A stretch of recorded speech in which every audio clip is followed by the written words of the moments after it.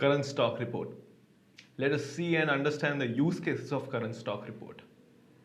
For that, first you'll have to log on to your owner's dashboard and then navigate yourself to the inventory section. Under inventory, you will find a heading for reports. The first report in that section would be of current stock. When you click on the report, a report like so will appear.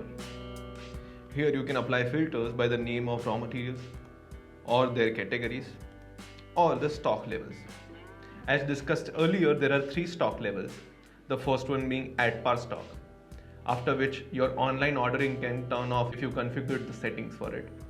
Then there is minimum stock, after which your offline orders for those items can be turned off, again if you configured the system for the same. And the third is negative stock. In some cases there are negative entries inputted or there are some missing entries which result to a negative stock in your system. So you can also filter the report by these 3 stock levels.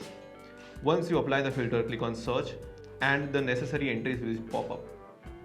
If you want to see all of the entries, you can click on show all and all of the entries will pop up. This button is used to refresh the report. If you'd like to export the report, you can go to export and click on export all. A CSV like so will be generated,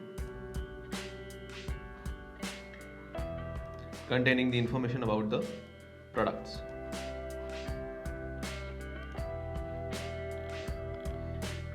Let us understand the columns present in the report. The first one is for the category of your raw material. The second one is the name of the raw material. The third is the current stock of the raw material.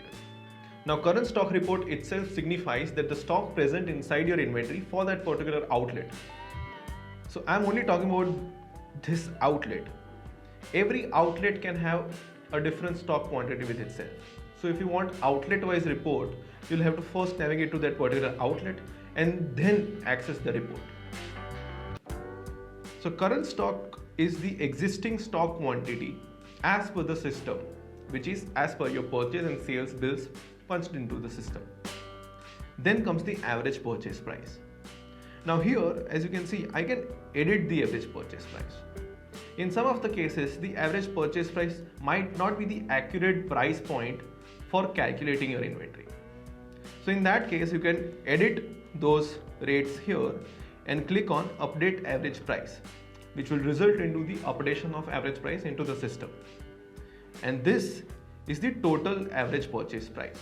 So this is per unit and this is per unit price multiplied by your current stock, which is 15126.29 rupees of this particular raw material present in my inventory.